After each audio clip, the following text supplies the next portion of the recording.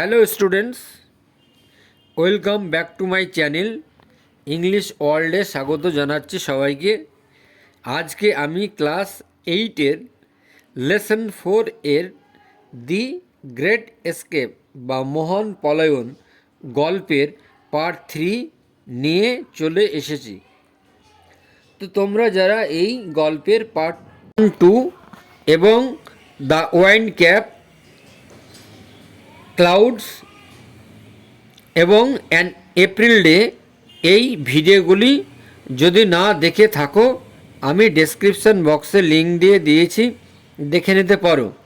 তো চ্যানেলটিতে নতুন হলে সাবস্ক্রাইব করে আমার পাশে থেকো, আর এই রকম ইংলিশ রিলেটেড ইনফরমেটিভ ভিডিওগুলি তোমাদের বন্ধুদের সাথে শেয়ার করো।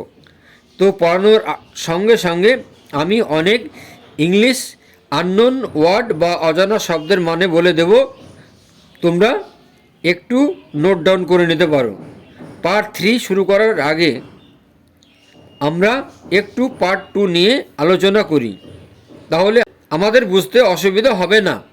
আমরা পড়েছিলাম যে আকবর শাহ যে স্বাধীনতা সংগ্রামে সুভাষের এক সহকর্মী, যে সুভাষের উত্তর পশ্চিম দিকগুলো পরিচালনা করেন,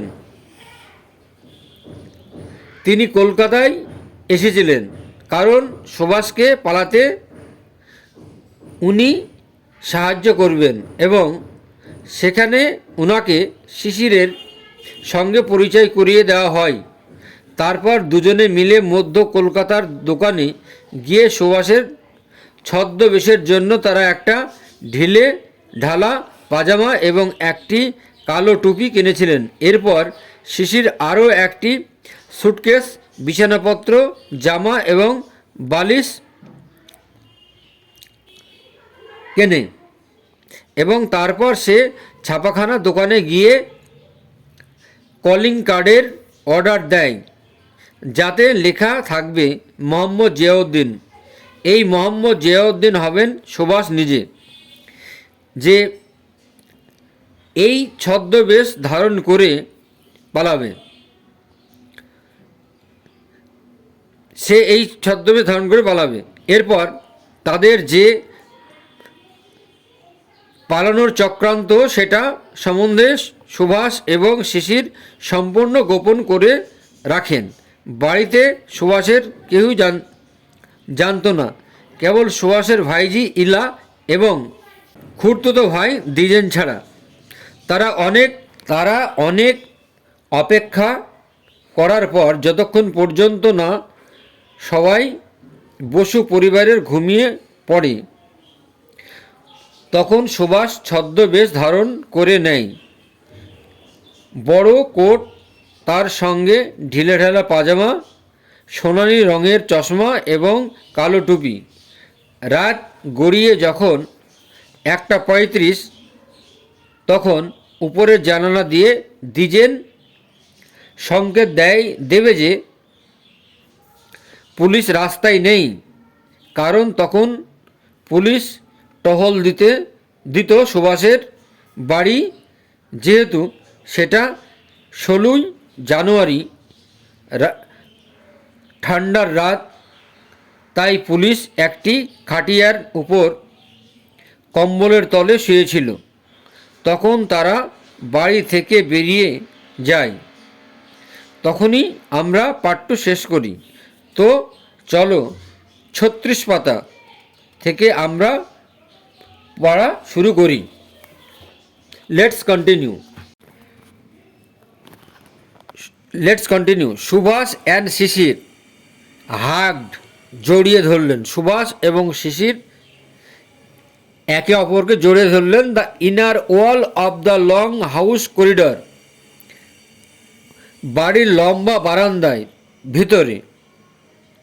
and tiptoed down the black stairs to the car, এবং পা টিপে টিপে পিছনের সিঁড়ি দিয়ে নেমে গাড়িতে উঠলেন। সুভাষ স্যাট ইন দ্য ব্যাক, সুভাষ বসেছিলেন পিছনে। শিশির ড্রোভ দ্য কার, শিশির গাড়ি চালিয়ে নিয়ে গেলেন। হি স্টার্টেড, তিনি শুরু করলেন। দ্য ইঞ্জিন, তিনি গাড়ি চালানো শুরু করলেন।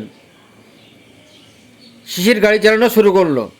And drove out from 38/2 Elgin road, এবং শিশির গাড়ি চালিয়ে নিয়ে গেলেন এবং 38/2 এলগিন রোডে, as she had done on many past occasion, যেমনটা তিনি অতীতে বহু ক্ষেত্রে করেছেন। At Subhas's Elgin road residence, এর সুভাষের এলগিন রোড বাড়িতে, রেসিডেন্স মানে হোম, বাড়ি। দ্য লাইট গ্লোড, আলো জ্বলছিল।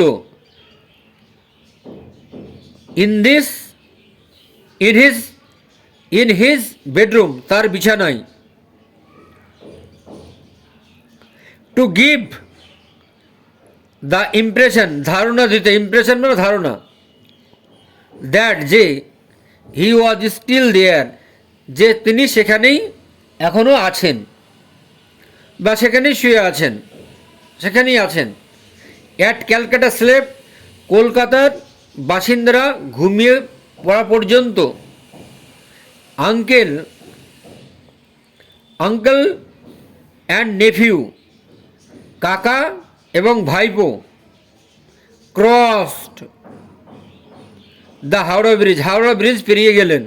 ক্রসড মানে পার হয়ে যাওয়া। অ্যান্ড ওয়েন্ট, এবং গেলেন।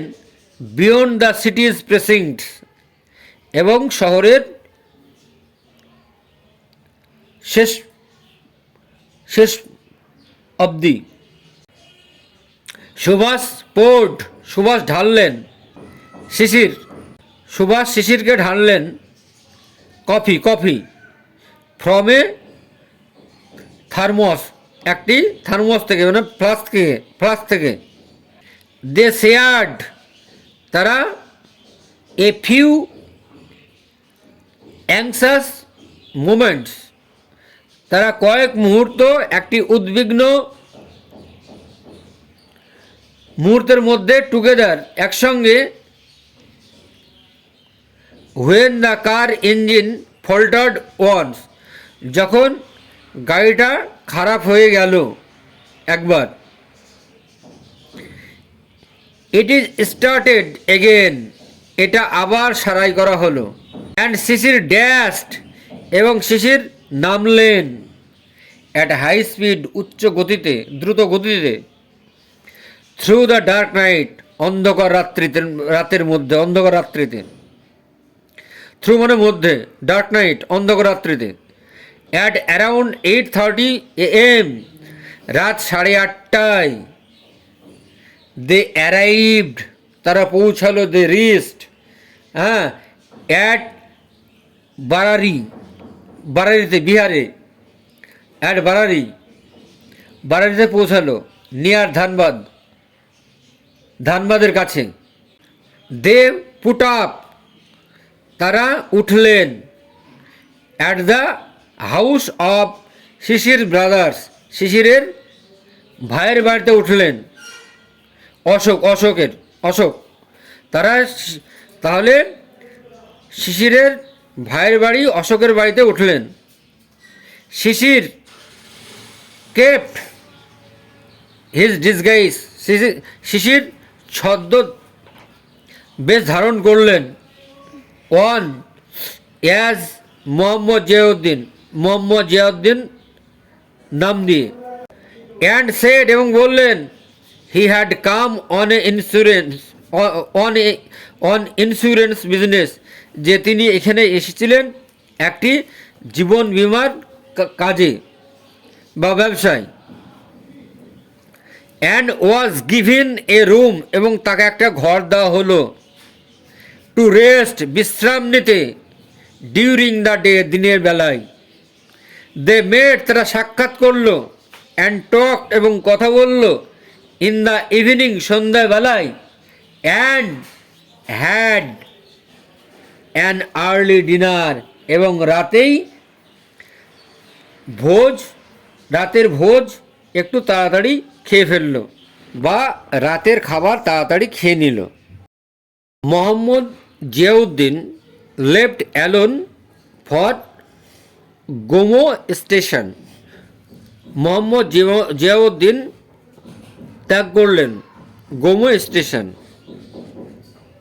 হুইচ ওয়াজ সাম ডিস্টেন্স, ওই গোমো স্টেশন থেকে কিছু দূরে, ডিস্টেন্স, সেখান থেকে কিছু অল্প দূরে। হি ওয়ান্টেড টু ক্যাচ, তিনি ধরতে চাইলেন দ্য দিল্লি কলকা মেল ফ্রম দে, সেখান থেকে তিনি দিল্লি কলকা মেল ট্রেনটা ধরতে চাইলেন। এ লিটিল ফার্দার, অল্প একটু দূরে, ফ্রম দ্য হাউস, বাড়ি থেকে। শিশির পিকড হিম আপ, শিশির তাকে তুলে নিলেন, ইন ইজ ওয়ান্ডারার, তার ওয়ান্ডারের গাড়িতে।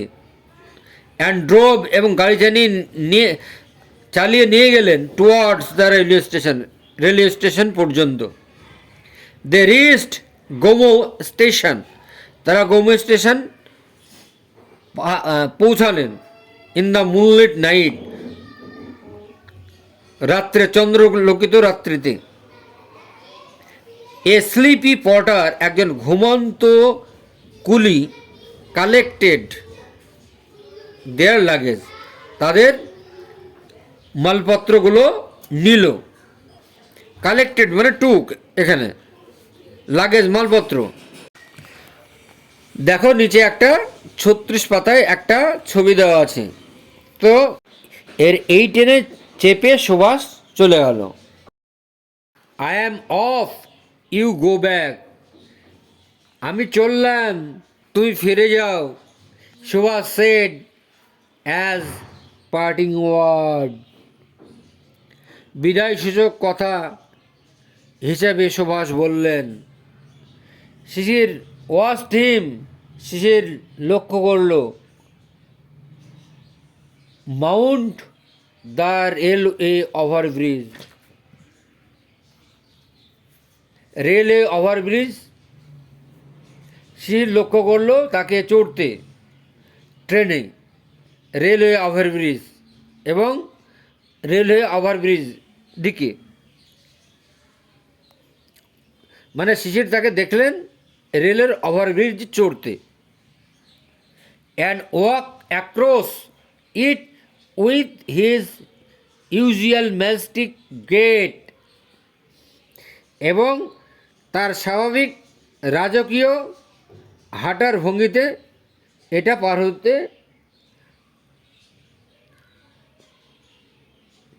পার হলেন।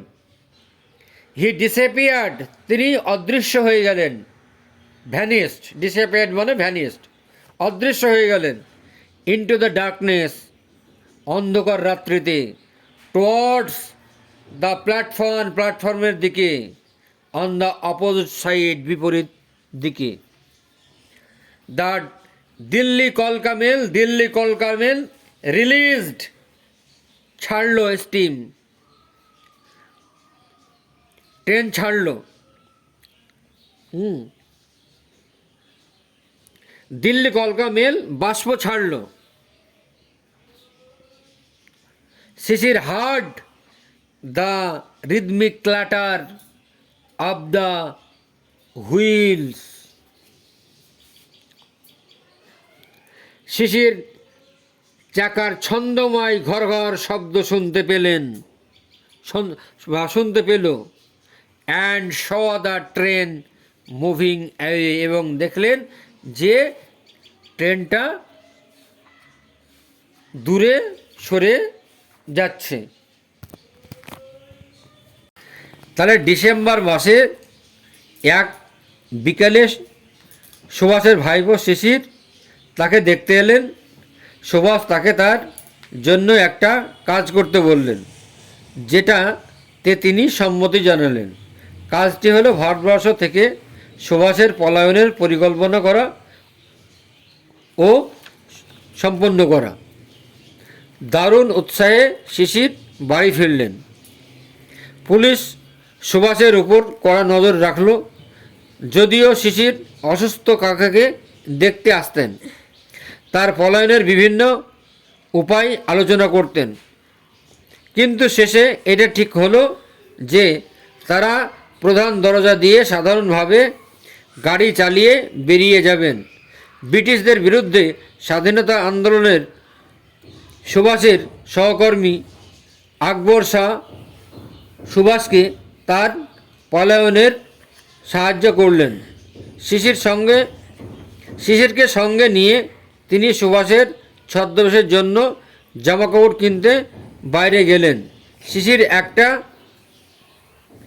সুটকেসও কিনলেন, যেটা সুভাষ তার যাত্রার তার সঙ্গে বহন করলেন। সুভাষ মোহাম্মদ জিয়াউদ্দিনের মিথ্যা পরিচয় নিয়ে সুভাষের ভাইজি ইলা এবং খুড়তুতো ভাই দ্বিজেন শুধুমাত্র এই পলায়নের ব্যাপারটা জানত। তারপর সুভাষ মোহাম্মদ জিয়াউদ্দিনের ছদ্মবেশে ধারণ করলেন। রাত 1:35 দ্বিজেন ওপারের জানালা থেকে সংকেত দিল যে সেখানে কাছাকাছি কোনো পুলিশ নেই। খুব গোপনীয়তার সঙ্গে সুভাষ এবং শিশির বাড়ি ত্যাগ করলেন। শিশির মোটর গাড়ি চালালেন এবং সবাই গভীর ঘুমে আচ্ছন্ন, তখন তারা কলকাতা ত্যাগ করে ধানবাদের কাছে বারারিতে পৌঁছালেন। তারা শিশিরের ভাই অশোকের বাড়িতে থাকলেন। সুভাষ তার ছদ্মবেশেই রইলেন। মোহাম্মদ জিয়াউদ্দিন একাকী দিল্লি কলকা মেল ধরার জন্য গেমো স্টেশনে যাত্রা করলেন। শিশির বাড়ি থেকে একটু দূরে তাকে গাড়িতে তুললেন এবং দুজনে স্টেশনে পৌঁছালেন।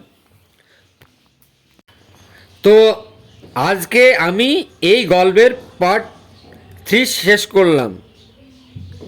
নেক্সট ডে আমি অ্যাক্টিভিটি নিয়ে চলে আসব ভিডিওটি ভালো লাগলে লাইক, কমেন্ট, শেয়ার করে দিও।